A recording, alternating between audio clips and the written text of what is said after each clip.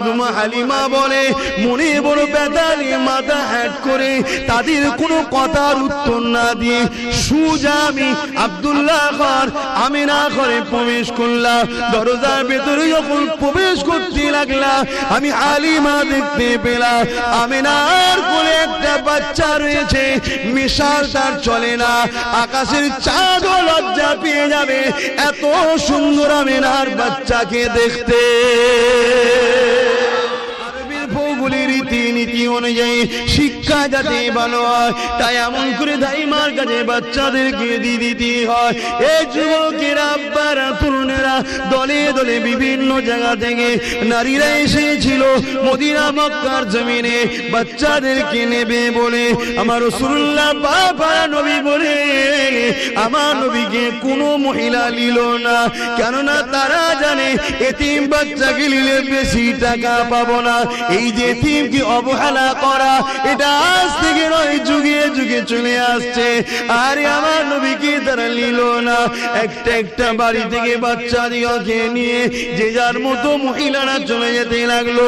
ওই কাফেলার সঙ্গে রওনা দিয়েছিল হযরতে হালিমা বলে একজন মহিলা, বড় দুর্বল মহিলা, গরিব মহিলা, বয়সটাও হয়েছিল এবং গরিবী সংসার অভাবী সংসারের মহিলা। তাই তিনি তিনার যে উটনিটাকে নিয়ে আসছিল ওই উটনিটা গরিবের উটনি বলে ভালো খেতে পারেনি, তাই দ্রুত হাঁটতে পারেনি, আস্তে আস্তে পিছনে চলে গিয়েছিল। বাকি কাফেলার সাথীরা আগে আগে এসে ধনী লোকদের ঘর থেকে একটা একটা করে যে যার মতো বাচ্চা নিয়ে অর্থ নিয়ে তারা রওনা দিতে লাগলো। যখন মক্কা দিয়ে বেরিয়ে যাবে হযরতে হালিমার সঙ্গে দেখা হয়ে যায়। হালিমাকে বলতে লেগেছে হালিমা রে, আর তুমি এমন করে হযরতে হালিমা দুদুমা হালিমাকে বলে আর তুমি মক্কাতে যেও না, কেন মক্কার সব বাচ্চাদেরকে আমরা নিয়ে চলে এসেছি। হ্যাঁ একটা বাচ্চা আছে আব্দুল্লাহর ঘরে, যে আব্দুল্লাহ নাকি দুনিয়ায় নাই, এতিম বাচ্চা। ওই বাচ্চাকে তুমি নিলে সে এতিম, সে খরচ তার মা দিতে ঠিক মতো পারবে না। এমনি তুমি গরিব, আবার ওই বাচ্চাটাকে নিলে তোমার নিজেরই খাওয়া ঠিকভাবে হয় না, বাচ্চাটা যত্ন করতে পারবে না। আম্মা দুদুমা হালিমা বলে মনে বড় ব্যথা নিয়ে মাথা হ্যাট করে তাদের কোনো কথার উত্তর না দিয়ে সুজা আমি আব্দুল্লাহ ঘর আমিনা ঘরে প্রবেশ করলাম। দরজার ভেতরে যখন প্রবেশ করতে লাগলাম আমি হালিমা দেখতে পেলাম আমিনার কোলে একটা বাচ্চা রয়েছে, মিশাল তার চলে না, আকাশের চাঁদও লজ্জা পেয়ে যাবে এত সুন্দর আমিনার বাচ্চাকে দেখতে।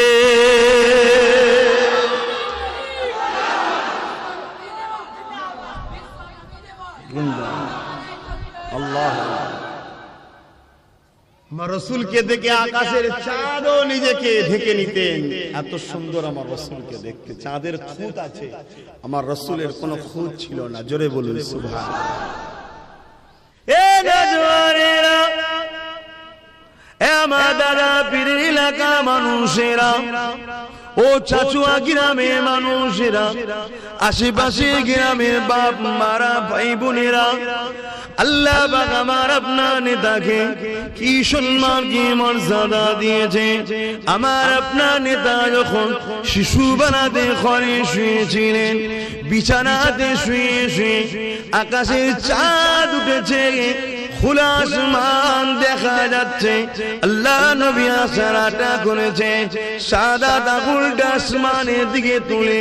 শিশুর বেলাতে নবী আমার চাঁদের দিকে যখন ইশারা করে আঙুলটা ডান দিকে দেয়, চাঁদটা নবী ইশারা পেয়ে ডান দিকে যায়, বাঁ দিকে দেয়, চাঁদটা নবীর ইশারা পেয়ে বাঁ দিকে যায়।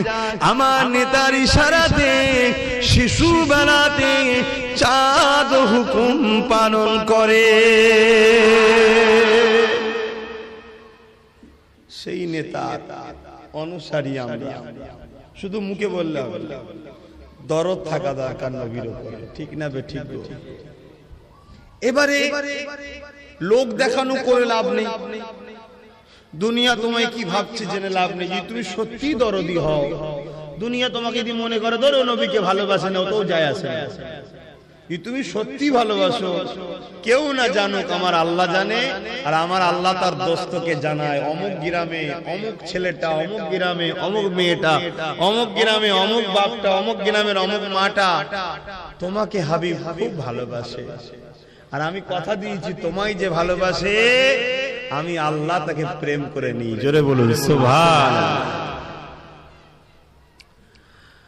মুসলমানের ছেলে মেয়েরা, তরুণেরা, বাপেরা, আল্লাহ আমার নেতাকে এত সম্মানিত করেছে। কোন নেতার মাহফিল বানাতে লেগেছি, যে নেতা না হলে লাউলা কালামা খালাকতুল আফলাক, এ জমিন হতো না, আসমান হতো না, চাঁদ হতো না, সূর্য হতো না, সিতারে হতো না, পার হতো না, পর্বত হতো না, মক্কা হতো না, মদিনা হতো না, তামাম কায়নাত কিছুই হতো না। যে নবী পাকের খাতির আল্লাহ আদম শফিউল্লাহকে বানিয়েছে, মুসা কালিমুল্লাহকে বানিয়েছে, তামাম নবী রাসূল পীর পয়গম্বরদেরকে বানিয়েছে, যে নবীর খাতির আল্লাহ জান্নাত একটা বেশি বানিয়েছে।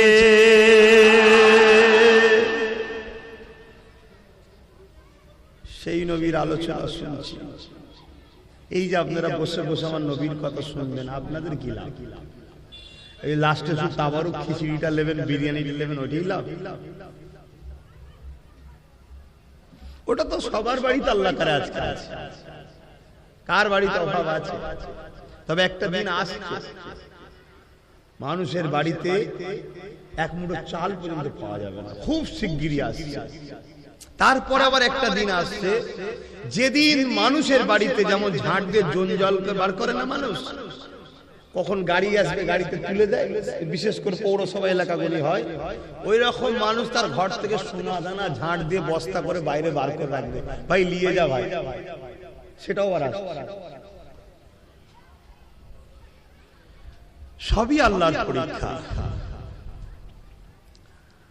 এই যে আমরা বসে শুনবো, আমরা কি পাবো? হযরতে আবু বকর সিদ্দিক রাদিয়াল্লাহু তাআলা আনহু আমার রাসূল পাক সাল্লাল্লাহু আলাইহি সাল্লামের প্রথম সাহাবী বলছেন, যারা আমার নবীর মাওলুদ শরীফ বানাবে আল্লাহ পাক খুশি হয়ে তাদেরকে এত ফজিলত দেবে, কানা রাফিকি ফিল জান্নাত, আমার জান্নাতি বন্ধু তারা হবে। জোরে বলুন সুবহানাল্লাহ। পৃথিবীর বুকে এমন কোন মাহফিল আছে যে কারো মাহফিল করলে সিদ্দিক আকবরের বন্ধু হওয়া যায়? এমন কোন নেতা দ্বিতীয় নাই। শুধু এই লাভটা নয়, আল্লাহ নবী সাহাবার একদিন নিজের এলাকাতে আল্লাহ নবীর মাওলুদ শরীফ বানাতে ছিলেন, জশ্নে ঈদে মিলাদুন নবী বানাতে ছিলেন। আল্লাহ নবী সাহাবাদের মধ্যে দেখে রাসূল পাকের সাহাবী হযরত আব্বাস আলোচনা করতেছিল। একদিকে তিনি নবী পাকের চাচা জানো হন, তিনি আলোচনা করতেছিলেন, বাকি সাহাবারা বসে বসে আলোচনা শুনতেছিল। এই যুবকেরা আল্লাহ নবী চাচা জান আলোচনা করে, এ আমার সাবির উম্মাহ সাহাবারা আল্লাহ আমার নবীকে এত সম্মানিত করেছে। আম্মা আমিনা বলতে লেগেছে, আমি একটা খ্বাব দেখলাম, যে খ্বাবের মধ্যে দেখতে লাগলাম একটা নূর, একটা আলো, যে আলোটা শাম দেশের প্রাসাদ পর্যন্ত আলোকিত হয়ে গেছে। আল্লাহ নবী জানিয়ে দিলেন ওই আলোটা অন্য কেউ নয়, ওই আলোটা হলো, নূরটা হলো আমি মুহাম্মাদুর রাসূল। এ নজওয়ানেরা, আম্মারা, বাপেরা, বোনেরা, বেটিরা, আল্লাহ নবী সাহাবার আলোচনা শোনে, আর নবী পাকের সাহাবী আলোচনা করে। হযরত আব্বাস রাদিয়াল্লাহু তাআলা নবী পাকের চাচা জানাজ করতে লেগেছে, এমন করে বলতে লেগেছে, আমার নবীর সাহাবারা, বাবারা শুনে রেখে দাও, আল্লাহ আমার রাসূলকে কি সম্মান দিয়েছে, কি ইজ্জত দিয়েছে, কি মর্যাদা দিয়েছে।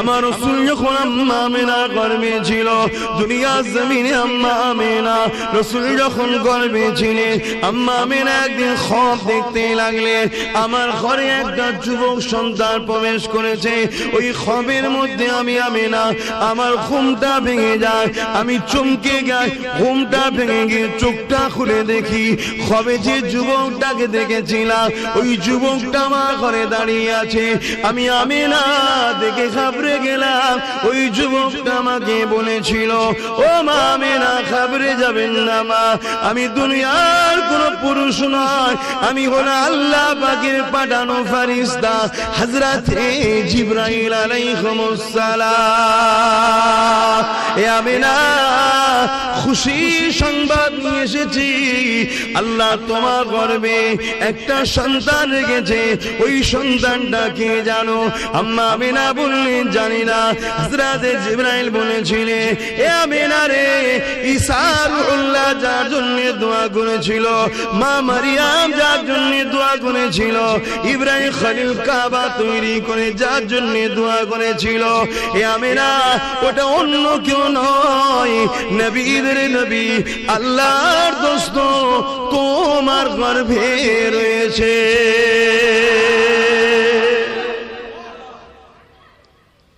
সেই নেতার আলোচনার মাধ্যমে যদি চুপ করে বসে শুনি আর এই আলোচনা শুনে যদি অন্তর খুশি হয় ফায়দা আছে না না একটু সারাদিন ফায়দা আছে না না কি ফায়দা আজাবাতুল্লাহু শাফাআতি আমার নবী বলছে তারা আমার শাফাআত পাওয়াটা ওয়াজিব অবশ্যই শাফাআত পাবে জোরে বলুন সুবহানাল্লাহ কেন স্বাভাবিক এখানে তারা খুশি হবে যারা নবীকে প্রেম করে নবীর প্রেমিক মানে ঈমানদার ঈমানদার মানে তো জান্নাত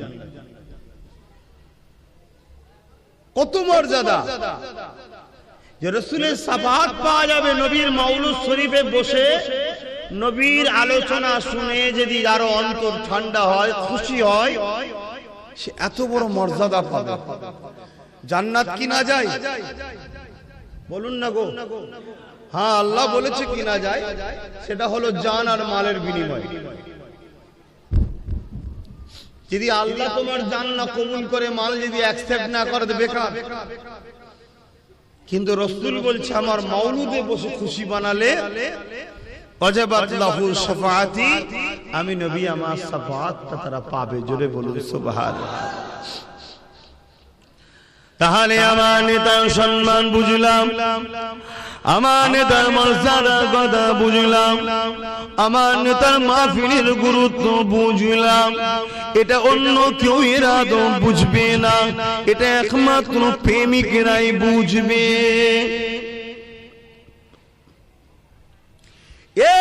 যুবকেরা আল্লাহ নবী দুনিয়ায় তাশরীফ এনেছিলেন 570 খ্রিস্টাব্দে বারী রবিউল আউয়ালে সোমবার শুভেচ্ছা থেকে সময় আজ থেকে কিছু কম বেশি 1450 বছর আগে ওই সময় পৃথিবীর জমিনে আসমান জমিন গাছপালা তরুলতা পশু পাখি তামাম মখলুকাত খুশি হয়েছিল কাবা বুঝেছিল আমি শিরক মুক্ত হব আমি মুক্তি পেয়ে যাব কাবা খুশি হয়েছিল মক্কার জমিন খুশি হয়েছিল আমি রহমতের নবীর কদম পাবো একমাত্র খুশি হয়েছিল শয়তান আর শয়তানের অনুসারীরা আজও দুনিয়া জমিনে কোন জায়গায় যদি আমার নবীর আমদের আলোচনা হয় আমার নবীর প্রশংসা তারিফ করা হয় আমার নবীর আগমনের আলোচনা হয় আজও দুনিয়া জমিনে এই মাসটা এলে এই তারিখটা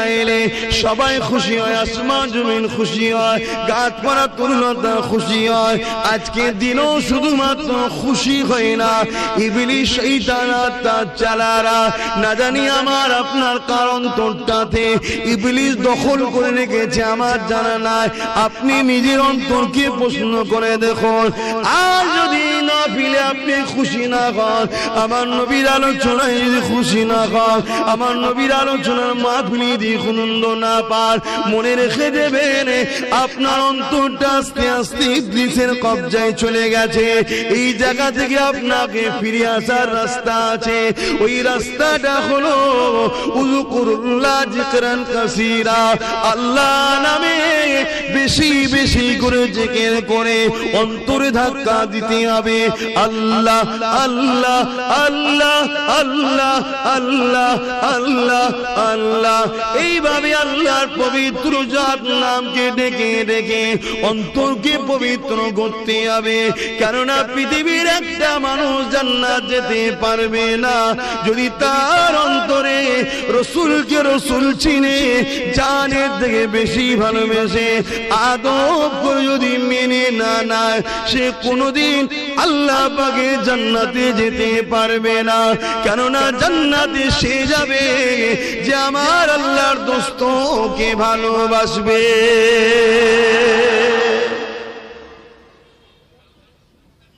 আজকে এই মাহফিল গুলোর বিরোধী এক শ্রেণীর মুনাফিকরা করছে না, করছে। তারাও বড় বড় ডিগ্রিধারী, বড় বড় বক্তা, বড় বড় মৌলী সাহেব, বড় বড় সব হযরতজি, তারাও বিরোধী। কিন্তু আবার এক শ্রেণীর মানুষ বাধা হলে যত যাই হোক, ঝড় ঝাপটা তুফান, অর্থের অভাব যাই হোক, এই মাহফিল কিন্তু তারা প্রতি বছর চালিয়েই যাচ্ছে। হযরতে শাহ ওলিউল্লাহ মুহাদ্দিস দেহলভী রহমাতুল্লাহ আলাইহি, যিনার দিল্লিতে মাজার আছে, ফুরফুরা ও দেওবন্দি উভয়ের আকাবেরের মাথায় যিনি রয়েছেন, আমাদের উভয়ের মাতার আকাবের পীর সাহেব ইমাম, যিনি এশিয়া মহাদেশে এই ভারতবর্ষে সর্বপ্রথম হাদিস এনেছিলেন, ওই পরিবার। তো উনি প্রতি বছর রসুলের মিলাদ করতেন। এক বছর খুব অভাব দেখা দিয়েছে, তো এই ছুলা করেছে, ছুলা সবাইকে দিচ্ছে একটা একটা করে ছুলা, এত অভাব, লাস্টে একটাই বেঁচেছে। হুজুর খাবেন বলে আল্লাহ রসুল তাশরীফ এনেছেন হুজুরের হুজরা মোবারকে, জোরে বলুন সুবহানাল্লাহ। আল্লাহ নবী তার ভালোবাসার মানুষকে বড় আদর করে বলছে, বাবা মুহাদ্দিস তুমি একা খাবে।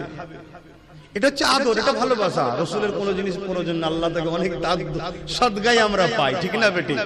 তাহলে কতটা আপন মনে করে, রক্তের সম্পর্ক কাফন পর্যন্ত, আর ইমানের সম্পর্ক জান্নাতের ভেতর পর্যন্ত, জোরে বলুন সুবহানাল্লাহ। ইমানের সম্পর্ক ঠিক করো। আর ইমানের আমার আপনার বীজখানে দাঁড়িয়ে থাকবে মাত্র একজন, তিনি হলেন মুহাম্মদুর রাসূল, জোরে বলুন সুবহানাল্লাহ। যদি বলেন আল্লাহকে বাদ দিলেন কারণ, নাউযুবিল্লাহ, ভুল বুঝবেন না, ওনাকে রাখলেই সব পেয়ে যাবে, আর ওনাকে বাদ দিলে সব অন্ধকার।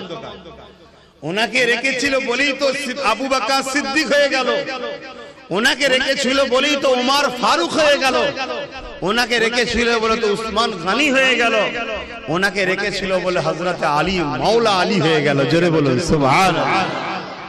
সব ওনার প্রেম। কেন আল্লাহ বলে দিয়েছে, বান্দা কুল ইন কুনতুম তুহিব্বুনাল্লাহ, তোমরা যারা বলো আল্লাহকে ভালোবাসি, একটা পরীক্ষা দাও। কি পরীক্ষা? ফাত্তাবিউনি, আগে আমার রাসূলকে ধরো। ধরতে গেলে প্রেম লাগে বাপ, না প্রেম থাকলে ধরা যায় না। এই যে আপনারা এসেছেন, প্রেম ছিল বলেই এসেছেন, নাই ধরে আসতেন নাই। ঠিক খাবার সময় যদি খাবার যদি ব্যাপার থাকতো, শুধু খাবার সময় চললেই তুমি ঠিক, এটা প্রেমে এসেছে। এই প্রেম থাকলে অনেক কিছু হয়। তাহলে আজকে যদি আমাকে প্রেম যদি হয়, কিন্তু আমি সামান্য মানুষ, তাহলে আমার রসুলের ক্ষেত্রে যারা রসুলকে প্রেম করেছে তাদের প্রেমটা কেমন প্রেম? সে প্রেমের তুলনা চলে? হ্যাঁ, শুধু একটা কথা বলি, আল্লাহ নবীর একজন প্রেমিকের কথা বলি, নাম তিনার হযরতে সুমাইয়া। আজকে অন্য বিষয়ে কথা বলা দরকার, তারপরটা বলছি। প্রেমিক একটা। এই যুবকেরা, পৃথিবীতে নারীরা নবী হয় না ঠিকই কথা, কিন্তু নারী ছাড়া পৃথিবীতে নবী আসেন আদম আলাইহিস সালাম স্পেশাল, তার বাদ দিয়ে সমস্ত নবীদের মা হয়েছে নারীরা। বাপ ছাড়া ঈসা আলাইহিস সালাম এসেছে, কিন্তু মা ছাড়া না, তাই তো নাকি? আর আদম আলাইহিস সালাম ব্যাপারটা হচ্ছে বাপ মা দুটো ছাড়া, ওটা স্পেশাল একটা আল্লাহর প্রথম শুরু তো সৃষ্টি।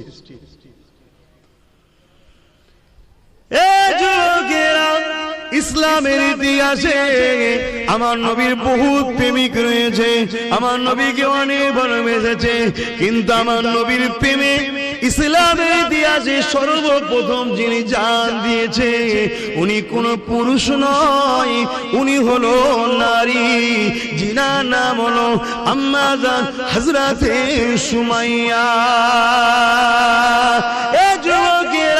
আম্মা সুমাইয়ার অপরাধ কি ছিল?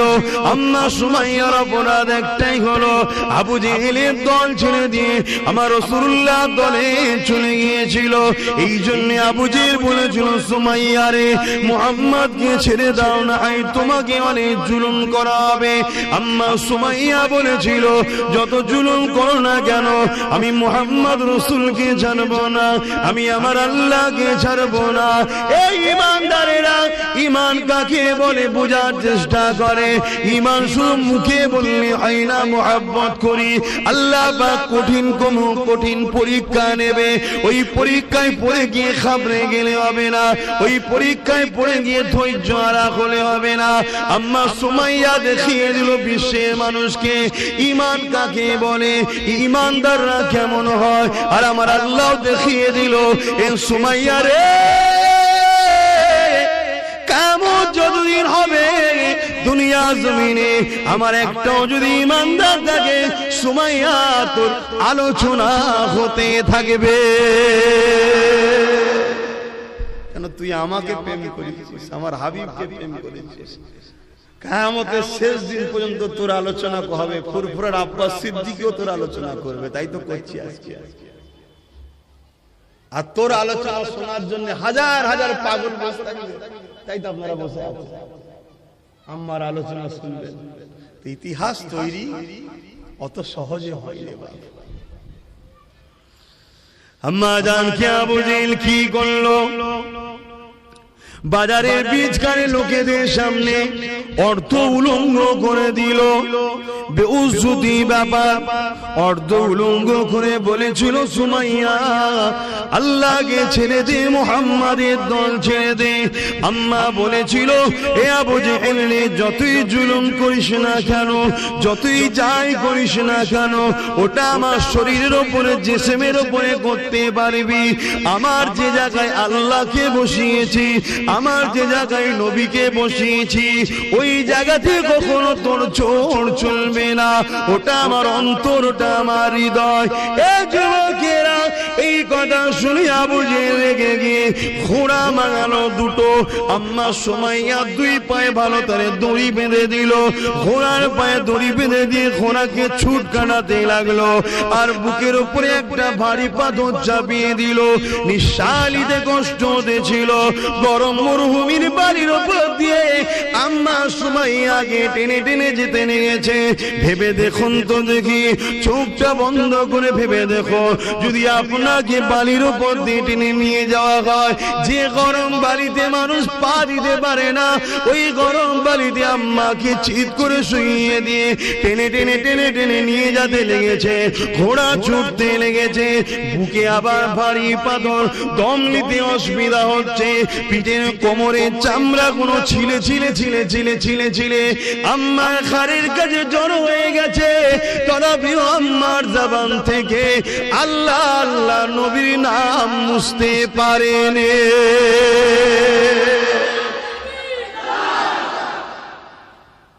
আজও চালাচ্ছে শয়তানরা, শয়তানের চালা আমাদের কাছ থেকে কি করে আল্লাহ সরাবো, নবীকে সরাবো চেষ্টা আজও করছে। বিশেষ করে আমার মা বোন চেষ্টা করছে, সব ষড়যন্ত্র চলছে। এইবারে বাপ যে প্রেম করে সে কখনো ছাড়বে না, কেন যে প্রেম করছে প্রেমের মজা বুঝেছে তো। সে খেতে পেলেও আল্লাহ বলবে, না খেতে পেলেও আল্লাহর বলবে। সে বিমারে থাকলেও আল্লাহ বলবে, সুস্থ থাকলেও আল্লাহ বলবে, অভাবে থাকলেও আল্লাহ বলবে, অভাব মিটে গেলেও আল্লাহ বলবে। হযরতে নবী আইয়ুব আলাইহিস সালাম মনে আছে 14 থেকে 18 বছর বিমারে ছিল। কেন? শয়তান বলেছিল আল্লাহ আইয়ুব নবীকে তুমি এত দিয়েছো তাই তোমায় ভালোবাসে। তো এই পরীক্ষা শুরু হলো, গায়ে এমন ঘা হলো, গন্ধ চোটে গোস্ত পচে যাচ্ছে, পোকা ধরে গেছে। বলুন তো ভাই, জ্যান্ত মানুষ যদি পোকা খায় সারা গায়ে কি যন্ত্রণা বলুন, ভাবা যায় কত যন্ত্রণা। এত কষ্ট, 18 বছর ধরে ঘা নিয়ে পড়ে আছে, গন্ধ চোটে নিজের ছেলে বউ বাচ্চা গ্রামবাসী সব ছেড়ে দিয়ে পালিয়ে, শুধু একটা স্ত্রী ছাড়ে। সবই আমরা জানি। তথাপিও কি তিনি আল্লাহর উপরে নারাজ হয়েছিলেন? লাস্টে যখন জবানে পোকা ধরবে তখন তিনি একটাই কথা বললেন, আল্লাহ আপনি যাতে রাজি আমি তাতে রাজি, তবে এই জবানে আপনাকে ডাকি, আপনি বড়ই রহমান, আপনি বড়ই মেহেরবান। আমার আল্লাহ খুশি হয়ে গেলেন। যাও ফেরেশতা ওর বিমার, ওর যা কিছু সব কেড়ে লিয়া হয়েছিল সব ফিরিয়ে দাও। আবার জোরে বলুন সুবহানাল্লাহ। একটা টাইম থাকে, একটা লিমিট থাকে, সেই দিন পর্যন্ত আল্লাহ আপনাকে পরীক্ষা করে। এবার যাকে যত বেশি ভালোবাসে তাকে তত কড়া পরীক্ষা নেবে। সেই পরীক্ষায় আমাদের ঘরে ধৈর্য ধরে পার হতে হবে। কিছু খারাপ ভাববে না, বুঝার জন্য বলছি। যে যাকে ভালোবাসে সে যদি তাকে ডাকে, গভীর রাত্রিরে বিশাল বাজ পড়ছে, পানি পড়ছে, আপনার ভালোবাসার মানুষ যদি আপনাকে ডাকে যে আসুন, তুমি আসো, তোমার সঙ্গে আমার কথা আছে, তোমাকে আমার দেখতে ইচ্ছা করছে, এত বাজ এত পানি, মনে থাকে তো সব ছুটবে, তাই তো নাকি? দুনিয়ার যদি আমরা সৃষ্টি হয়ে সৃষ্টিকে এত ভালোবাসতে পারি, বাজ পানি ঝড় তুফান আমাদেরকে আটকাতে পারে না। আল্লাহকে যখন প্রেম করি তাহলে দুনিয়ার লোভ লালসা আমাদেরকে আটকায় কি করে? তো নিশ্চয়ই প্রেম হচ্ছে না। যদি প্রকৃত প্রেম হতো পৃথিবীর কোন শক্তি আমাদেরকে আটকাতে পারবে না। কেন? আগে তো পারেনি, ইতিহাস বলছে পারেনি। আল্লাহ নবী যখন দুনিয়া জমিনে আসলেন, নবী আমার আস্তে আস্তে বড় হলেন। যে কাজ নিয়ে নবী আমার এসেছিলেন ওই মেসেজটা নবী পৌঁছাতে লাগলো। কাবা শরীফের পাশে দাঁড়িয়ে গেল, নবী আমার দাঁড়িয়ে গিয়ে বলতে লাগলো, লা ইলাহা ইল্লাল্লাহ আনা মুহাম্মাদুর রাসূলুল্লাহ। যারাই নবীকে ভালোবাসতো, যারাই মুহাম্মদকে আলামিন বলেছিল, যারাই আমার নবীকে বলতো খুব ভালো ছেলে, যারা আমার নবীর প্রশংসা করতো, যারা আমার নবীর সঙ্গে নিজের বাচ্চাদেরকে খেলতে বানাতো, নবী না হলে তাদের বাচ্চারা যাবে না, সব সময় আমার নবীকে যারা খুঁজতো, কিন্তু নবী যখন 40 বছর বয়সে বলল লা ইলাহা ইল্লাল্লাহ আনা মুহাম্মাদুর রাসূলুল্লাহ, এ বিশ্বের মানুষেরা তোমাদের হাতে তৈরি করা 360টা, এরা তোমার ইলাহ নয়, এরা তোমাদের মাবুদ নয়, এরা তোমাদের প্রভু নয়, এরা তোমাদের খালেক নয়, এটা তোমাদের কাল্পনিক বানানো। কেন? প্রভুকে কেউ দেখেনি, প্রভুর কোনো ফটো নেই, মূর্তি নেই, প্রভুর কোনো ছবি নেই, প্রভুকে কেউ দেখেনি। প্রভু আমাকে পাঠিয়েছে শতশের নবী রাসূল করে। এর আগে ঈসা নবীকে পাঠিয়েছে, মুসাকে পাঠিয়েছে, ইব্রাহিম নবীকে পাঠিয়েছে, ইসহাক নবীকে পাঠিয়েছে, ইসমাইল নবীকে পাঠিয়েছে, ইউসুফ নবীকে পাঠিয়েছে। এইভাবে যুগে যুগে যুগে যুগে তোমরা যখন প্রভু রাস্তা ভুলে গিয়ে অন্যায়ের দাসত্ব শুরু করো, শয়তানের তাবেদারি তৈরি করো, তখনই প্রভু তার পক্ষ থেকে নবী রাসূল পয়গম্বর পাঠায়। আমি হলাম সে আখিরি জামানার নবী, আনা মুহাম্মাদুর রাসূলুল্লাহ। আমাকে মেনে নাও তোমরা। যারা আমার নবীর প্রশংসা করেছিল, যারা আমার নবীকে আলামিন বলেছিল, চিরসত্যবাদী বলেছিল, তারাই মুখ ফিরিয়ে নিয়ে চলে গেল, কেননা তাদের স্বার্থে আঘাত করলো। আজও আছে, আজও আছে যারাই আপনাদের পারলে হুড়োহুড়ি করবে, যারাই আপনাদের পারলে কত শাবাশি দেবে, যখনই দেখবেন স্বার্থে আঘাত করবে তারাই তখন ফসতে নেবে। আজও আছে। আল্লাহ রসুল দ্বিতীয় দিন আবার গেলেন, আবার লোককে ডাকলো। শুনছেন তো বাপ ভাইরা, অনেক কষ্ট করে পৃথিবীতে ইসলাম প্রচার হয়েছে, মুড়ি পেঁয়াজি খেয়ে নো, কথা বুঝে আসছে, অনেক কষ্ট। আল্লাহ নবী শেষবেলার একটা কথা বলি শোনেন, কতটা কষ্ট করেছে আল্লাহ নবী। দুনিয়া জমিনে এসে তো বাপকে হারিয়ে ফেলেছিল। যখন নবী আমার মায়ের গর্ভে ছিলেন, আব্বা আব্দুল্লাহ ইন্তেকাল হয়ে গিয়েছিল। দুনিয়ায় ভূমিষ্ঠ হয়ে নবী কখনো আব্বা বলে ডাকতে পারেনি। ছেলেরা, যুবকেরা, আমার আম্মা বোনেরা, আরে আমার নবীকে আল্লাহ পরীক্ষা নিয়েছে, তোমাকে আমাকে নেবে না, হতে পারেনি। সবর করো, ধৈর্য ধরো, দুদিনের ময়া জালে জড়িয়ে আখিরাতকে ভুলে যেও না গো, সবই আল্লাহ পাকে পরীক্ষা। আবার নবী পাক যখন দুনিয়া গমন করলে, আরবের ভৌগোলিক রীতিনীতি অনুযায়ী শিক্ষা যাতে ভালো হয়, তাই এমন করে দাইমার কাছে বাচ্চাদেরকে দিতে হয়। এই যুবকেরা, আব্বারা, তরুণেরা, দলে দলে বিভিন্ন জায়গা থেকে নারীরা এসেছিল মদিনা মক্কার জমিনে বাচ্চাদেরকে নেবে বলে। আমার রাসূলুল্লাহ বাবা নবী বলে, আমার নবীকে কোনো মহিলা নিল না, কেননা তারা জানে এতিম বাচ্চাকে নিলে বেশি টাকা পাবো না। এই যে এতিমকে অবহেলা করা, এটা আজ থেকে নয়, যুগে যুগে চলে আসছে। আরে আমার নবীকে তারা নিল না। একটা একটা বাড়ি থেকে বাচ্চা দিকে নিয়ে যে যার মতো মহিলারা চলে যেতে লাগলো। ওই কাফেলার সঙ্গে রওনা দিয়েছিল হযরতে হালিমা বলে একজন মহিলা, বড় দুর্বল মহিলা, গরিব মহিলা, বয়সটা হয়েছিল এবং গরিবী সংসার, অভাবী সংসারের মহিলা। তাই তিনি তিনার যে উটনিটাকে নিয়ে আসছিল, ওই উটনিটা গরিবের উটনি বলে ভালো খেতে পারেনি, তাই দ্রুত হাঁটতে পারেনি, আস্তে আস্তে পিছনে চলে গিয়েছিল। বাকি কাফেলার সাথীরা আগে আগে এসে ধনী লোকদের ঘর থেকে একটা একটা করে যে যার মতো বাচ্চা নিয়ে, অর্থ নিয়ে তারা রওনা দিতে লাগলো।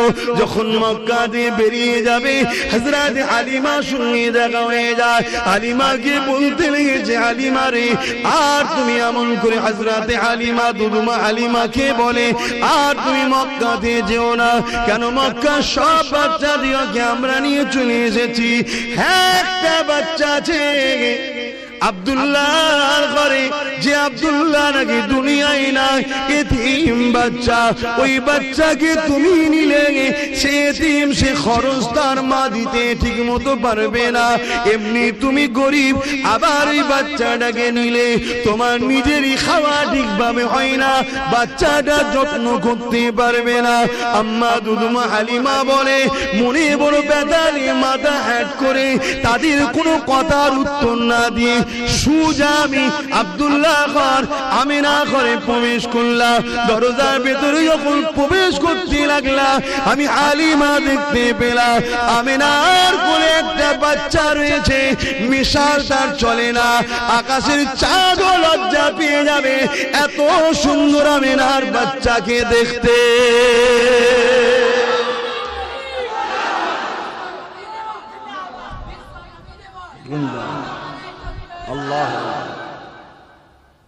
আমার রসুলকে দেখে আকাশের চাঁদও নিজেকে ঢেকে নিতেন, এত সুন্দর আমার রসুলকে দেখতে। চাঁদের খুঁত আছে, আমার রসুলের কোনো খুঁত ছিল না। জোরে বলুন সুবহানাল্লাহ।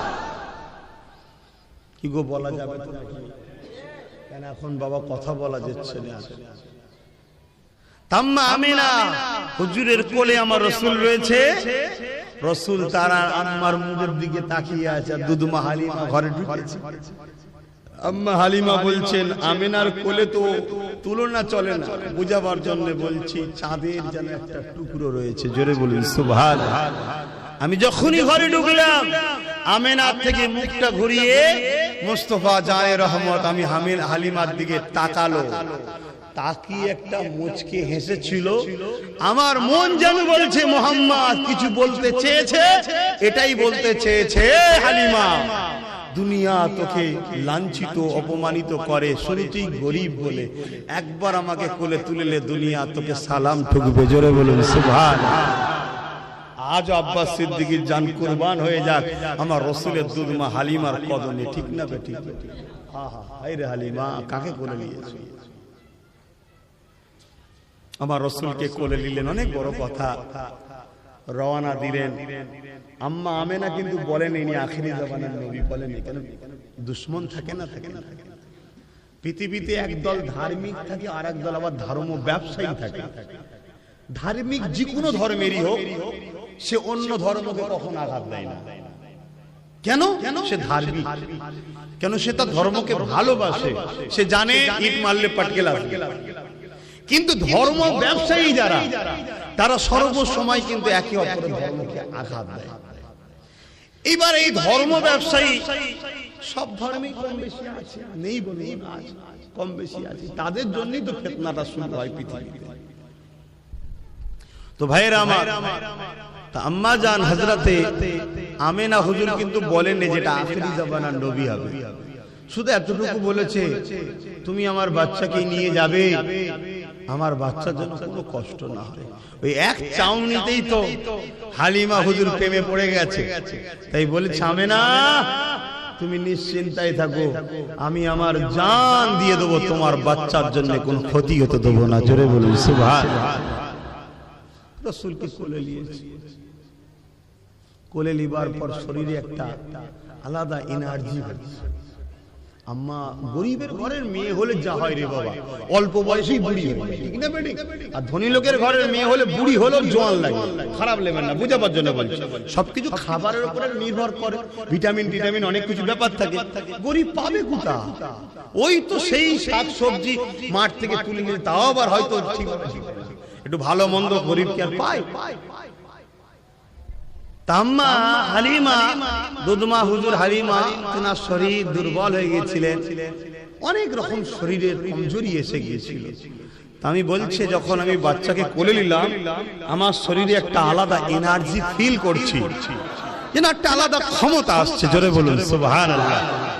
যাক, ভাবছি হয়তো ছেলেটা এটা কোনো কারিজমা হবে, নবী হবে, জানেন, কারিজমা হবে, ভালো ছেলে হবে। নিয়ে যখন উটনির পিছনে উঠলো, আম্মা হালিমা এনে রেখেছিল উটনিটাকে, দুর্বল, খেতে পাই না। যখন তার কাছে গিয়ে দেখছে সবল শক্তিশালী, সে লাফাচ্ছে ছুটবে বলে।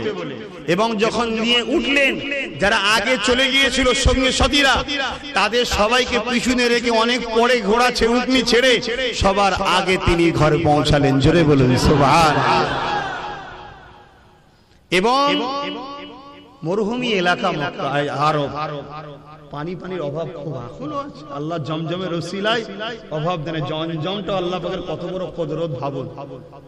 সারা পৃথিবীর লোক যে ব্যারেল করে ভর্তি করে আসে, ডেলি কয়েক কোটি লোক খাচ্ছে, সারা আরবে যাচ্ছে। কথা বুঝে আসছে? এবং যখন হজ করতে যায়, রসুল বলেছে আবার জমজম কম খেলে মানে পেট ভরে খেতে হবে। কম খাওয়া মুনাফিকের আলামত, এটা শুনে রাখেন, বেশি করে খেতে হবে। তারপরে আর আপনি একটা পানি কোন জায়গায় রাখবেন একটা বোতলে, আর জমজম পানি রাখবেন একটা বোতলে। এই পানিটা 1 বছর যেতে না যেতে এর মধ্যে দেখবেন একটা আবরণ পড়ছে সাতলা, আর ওই পানিটা 100 বছর রেখে দিলে ওই রকমই থাকবে। জোরে বলুন সুবহানাল্লাহ।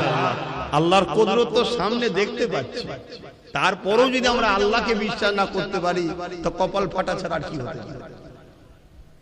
তো ভাইয়েরা আমার, তো ওই সময় সব কুয়া শুকিয়ে গিয়েছিল। আম্মা হালিমা বলছেন, আমার ঘরে একটা কুয়া ছিল, পানি ছিল না।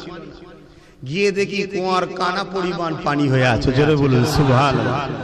ছাগলগুলো ছিল, বকরি ছিল, দুম্বা ছিল, বাটের দুধ ছিল না, খেতে পাইনি। গরিবের ঘরের ছাগল, আপনাদের সঙ্গে যেমন গরিবের পশুর হাল যেটা হয়, আর ধনী লোকের পশু দামি দামি খাবার দেয়, আর দেয়।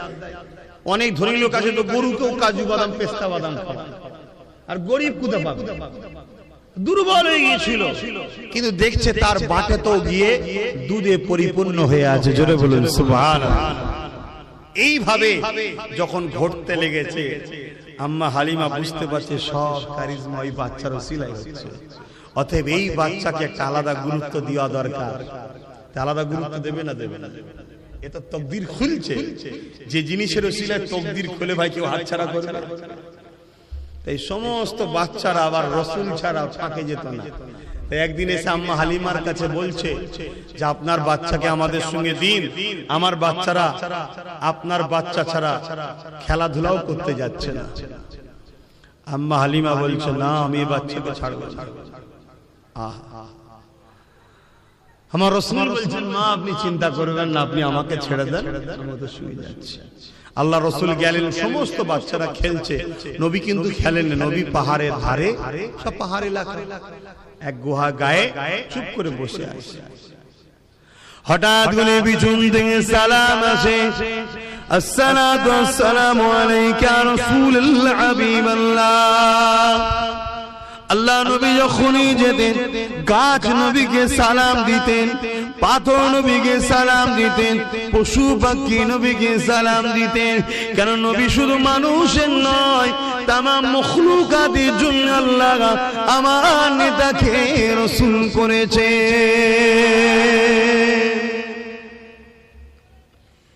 এ নবী পাকের উম্মতিরা শুধু প্রেম করি নবী মানি বললে হবে না, আমার রাসূলুল্লাহর আদর্শে জীবন করতে হবে। দুনিয়ার কাউকে ফলো করলে হবে না, আমার রাসূল যা করেছে তাই করতে হবে। নবী ছাড়া কাকে ধরবেন? কে আছেন নবীর মতো বলুন তো দেখি? কেউ না আমার নবীর মতো। আরে ছোটবেলাতে আম্মা জান দুধমা হালিমা, তিনারও একটা সন্তান ছিল, নিজের সন্তানকে দুধমা হালিমা বাঁ দিকের স্তনটা পান করাতো, আর আমার রাসূলুল্লাহকে ডান দিকের স্তনটা পান করাতো। একদিন বেখেয়ালে আম্মা হালিমা বলতে লেগেছে, আমি মুহাম্মদকে বাঁ দিকের স্তন পান করাতে গেলাম, আমার বাচ্চাকে বড় খিদা লেগেছিল মুহাম্মদকে, আমি বেখেয়ালে বাঁ দিকের স্তনটা পান করাতে গেলাম, আমার মুহাম্মদ মুখ সরিয়ে দিতে লাগলো, বড় বিরক্ত বোধ করতে লাগলো। আমি অবাক হয়ে গেলাম, খিদে লেগেছে তো বিরক্ত হচ্ছে কেন? যখন আবার ডান দিকের স্তনটা পান করাতে গেলাম, আমার মুহাম্মদ আমার স্তনকে পান করতে লাগলো। আমার মনের মধ্যে একটা কৌতূহল হলো, কি ব্যাপার? আবার বাঁ দিকটা পরীক্ষার জন্য এবারে দিলাম, আমি দেখলাম বাচ্চা মুহাম্মদ মনটাকে মুখটাকে ঘুরিয়ে নিচ্ছে, বড় বিরক্ত বোধ করছে। আবার ডান দিকটা দিলাম, পান করলো, আবার একবার বাঁ দিকটা দিলাম, মুখটা ঘুরিয়ে নিচ্ছে, বিরক্ত বোধ করছে। আবার ডান দিকটা দিলাম, পান করিয়ে দিল। অতএব আমার নবী বিশ্বকে দেখিয়ে দিল, আম্মা হালিমাকেও বুঝিয়ে দিল, মারে আমি মুহাম্মদ আল্লাহ সৃষ্টি অনুযায়ী এক সিস্টেমে আছি, কিন্তু আমি নবী হয়ে আছি। নবীরা কখনো কারো আমানত খেয়ানত করে না, কারণ নবী হলো মডেল, দুনিয়া নবীকে দেখে ফলো করে। আমি আমার ভাই দুধ ভাইয়ের হককে কখনো মারতে পারি না। আচ্ছা, সম্পদ তো হালিমা, এখানে কি হক? মা যদি তার বাচ্চাকে হক মারা না, রাসূল শিক্ষা দিচ্ছে, দেখো খবরদার, তোমার দুধ ভাইয়ের ওটা, এটা আমার ভাই পান করে, ওর হক ওটা। আর আজকে আমরা কি করে হক মেরে ধুস উড়িয়ে ফেলি। হ্যাঁ, এ যুবকেরা, মুখে শুধু দাবি করলে হয় না, এর জন্য আরো ফেসে যাচ্ছেন না। আপনি ইসলামের মধ্যে প্রকৃতপক্ষে আসতে পারলেন না, ইসলামের বাইরেও চলে গেলেন, মুনাফিকি হালে রয়ে গেলেন। তাই আমি আপনাদেরকে বলে দিয়ে যাও, উদখুলু ফিস সিলমি কাফা, প্রকৃতপক্ষে তোমরা ইসলামের মধ্যে পুরোপুরি ঢুকে যাও। ইসলামের মধ্যে পুরোপুরি ঢুকে গেলে কি করতে হবে? আল্লাহ কোরআন জানিয়ে দিল, লাকাদ কানা লাকুম ফি রাসূলিল্লাহি উসওয়াতুন হাসানা। এ দুনিয়ার মানুষেরা, আমি তোমাদের স্রষ্টা জানিয়ে দিই, আমি মুহাম্মদকে তোমাদের জন্য মডেল করেছি। তোমাদের উঠতে বসতে, শুতে খেতে, চাল চলনে, কারবার ব্যবসা বাণিজ্যে, লেনদেনে, পাড়া প্রতিবেশীর সঙ্গে সম্পর্ক, আত্মীয়তাতে, মা বাপকে কেমন ভালোবাসবে, স্ত্রীর সঙ্গে কেমন সম্পর্ক হবে, স্ত্রী স্বামীর সঙ্গে কিরকম সম্পর্ক হবে, বাচ্চাদের ঘরে কিভাবে লালন পালন করতে হবে, যাবে, বাচ্চারা বাপ মাকে কিভাবে ভালোবাসবে, সব কিছুই আমার নবীর থেকে শেখো। আমার নবী ছাড়া অন্য কারো কাছে চলবে না। এ দুনিয়ার মানুষেরা, আমি আল্লাহ পাক তোমাদের স্রষ্টা, তোমাদেরকে হুকুম করি তুমি নামাজ পড়বে আমার নবীর থেকে শেখো, রোজা রাখবে আমার নবীর থেকে শেখো, হজ করবে আমার নবীর থেকে শেখো, যাকাত দেবে আমার নবীর থেকে শেখো, দান খায়রাত করবে আমার নবীর থেকে শেখো, মা বাপকে ভালোবাসবে আমার নবীর থেকে শেখো, পাড়া প্রতিবেশীকে ভালোবাসবে আমার নবীর থেকে শেখো, অন্য ধর্মের মানুষের সঙ্গে কিভাবে ওঠা বসা করবে আমার নবীর থেকে শেখো। তুমি বিজনেস করছো, ব্যবসা বাণিজ্য করছো, দোকানদারি করছো, সব কিছু আমার নবীর থেকে শেখো। মাফ করবেন, ভুল বুঝবেন না। এমনকি তুমি যদি রাষ্ট্র চালাতে চাও, লিডার হতে চাও, রাজনীতি যদি করতে চাও, আমার আল্লাহ জানিয়ে দিল ওইটাও তোমাকে আমার নবীর থেকে শিখতে হবে। খারাপ এটা আমাদের আদর্শ, শিখতে সবাই যে যারটা করছে করুক না, আপনি আপনারটা, এটা আদর্শ। সব কিছু এ থেকে যে তোমার লাইফে অন্য কাউকে ফলো করা যাবে না, যদি তুমি ইমানদার হও। এটা হুকুম কার? আমার বাপের হুকুম। কার হুকুম? জোরে বলুন, আল্লাহর হুকুম, যিনি তোমার স্রষ্টা। দুরূদ শরীফ আল্লাহুম্মা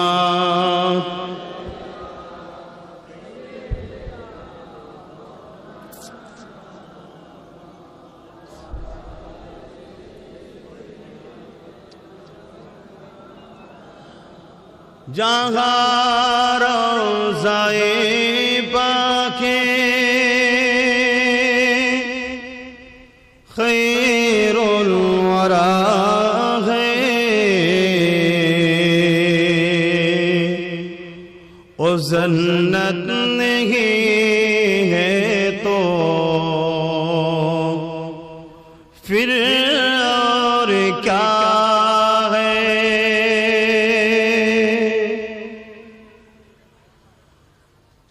जहाँ रोज़ाए पाके खैरुल वरा है, ओ जन्नत नहीं है तो फिर और क्या है। कहाँ कहाँ मदीने की गलियां, एक किस्मत नहीं है तो फिर और क्या है। अल्लाहुम्मा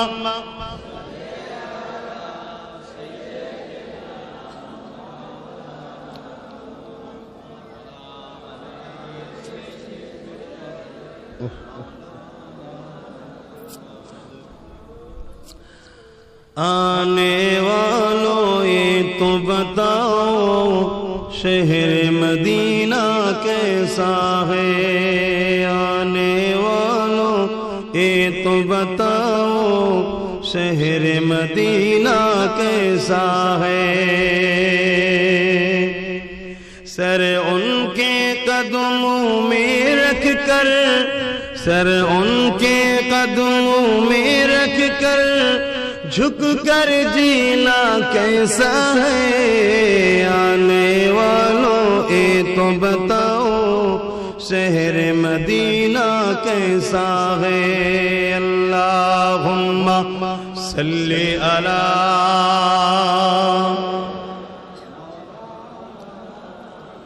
वला आली। তাসেন বিদায় নিবার আগে আমার রাসূলের পাকের আরেকটা শেষ কথা বলে যায়। না আম্মা সুমাইয়া হুজুরের কথাটা বলবো। কোনটা বলবো? সময় তো নেই আর। এ যুবকেরা, কেউ যদি আমাকে ভুল বোঝেন, আমার কিছুই করার না, তবে মনে রেখে দেবেন, উঠতে নবীকে ফলো করুন, বসতে নবীকে ফলো করুন, খেতে নবীকে ফলো করুন, শুতে নবীকে ফলো করুন, নামাজে নবীকে ফলো করুন, রোজাতে নবীকে ফলো করুন, হজে নবীকে ফলো করুন, যাকাতে নবীকে ফলো করুন, ব্যবসায়ী নবীকে ফলো করুন, মা বাপের সেবাই নবীকে ফলো করুন, কন্যাকে মানুষ করে নবীকে ফলো করুন, সন্তান মানুষ করে নবীকে ফলো করুন, সংসার জীবনে নবীকে ফলো করুন। এক কথায় আপনার জীবনে একটাই উদ্দেশ্য থাকবে, নবী নবী নবী নবী নবী নবী নবী নবী। নবী ছাড়া অন্য কিছু বুঝবেন না, নবী ছাড়া অন্য কিছু বলবেন না, নবী ছাড়া অন্য কিছু দেখবেন না, নবী ছাড়া অন্য কিছু শুনবেন না। সব জায়গায় যদি নবীকে রাখতে পারেন, তাহলে মনে রেখে দেবে, কাল কিয়ামতের ময়দানে মাথার এক বিদায় লেখার উপরে আল্লাহ যেদিন সূর্যকে নামিয়ে দেবে, 12 গুণ তাপকে বাড়িয়ে দেবে, নাকের খুলগুলো গলে গলে পড়তে লাগবে, লোহার নরম হয়ে যেমন লাল হয়ে যায়, জমিনটা লাল হয়ে যাবে। ওই দিনে আপনাকে নবী নবী যদি দুনিয়ায় রাখতে পারে, ওই দিন নবী উম্মত উম্মত উম্মত করবে, ওই উম্মতের খাতাতে আল্লাহ আপনাকে মিলিয়ে দেবে। যেদিন পুলসিরাতটা পার হয়ে জান্নাতে যেতে হবে, ওই পুলসিরাতের নিচে জাহান্নাম রয়েছে, ওই পুলসিরাত পার হয়ে সবাইকে যেতে হবে। আব্বাস খলিবির ঘরের ছেলে, আব্বাস মুজাদ্দিদ জামানের খানদানের ছেলে, আমার জন্য অন্য রাস্তা নয়, ওই পুলসিরাত পার হতে হবে, তোমাদের জন্য ওই পুলসিরাত পার হতে হবে, সবাইকে ওই পুলসিরাত পার হতে হবে। চুলের থেকেও সরু, হিরের থেকেও ধার, ওই দিন দিকে পার হতে পারবে। এই দুনিয়ায় নবী নবী নবী নবী নবী নবী করতে পারো, অর্থাৎ প্রতিটা ক্ষেত্রে নবীকে ফলো করো। এতে বাপ চটে চটে যায়, মা চটে চলে যায়, কেন বাপ মার আগে নবী। এতে যদি ভাই চটে চলে যায়, বন্ধু চটে চলে যায়, দুনিয়ার আত্মীয় চটে চলে যায়, যে যাই বলে বলুক গিয়ে যা, কিন্তু নবীকে যদি তুমি ফলো রাখতে পারো, মনে রেখে দিও, ওই পুলসিরাতের পনের গোড়া দুনিয়ার কারো দাদাগিরি চলবে না, ওখানে নবীর নেতৃত্ব চলবে। পাওয়ার আল্লাহ নবীকে দিয়েছে, ওই জায়গায় নবী পা উম্মত উম্মতি করবে। তুমি যদি দুনিয়ায় সব কাজে নবীকে রাখো, ওই জায়গাতে আমার নবী তোমাকে পার করিয়ে দেবে।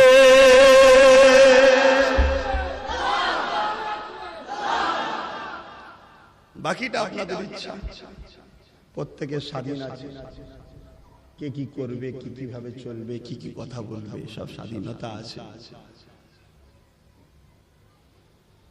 কিন্তু আমার ধর্ম আমাকে অধিকার দিয়েছে, আমার দেশও আমাকে অধিকার দিয়েছে। আপনাদেরকে বুঝালাম আমার ইসলাম ধর্মের নীতি আদর্শের কথা। এটা ধর্মীয় মাহফিল, আপনারা মানবেন কি না মানবেন সবটাই আপনাদের ব্যাপার। আল্লাহ আমাদের সকলকে তৌফিক দেন বুঝার মানার। বলুন আল্লাহুম্মা আমিন।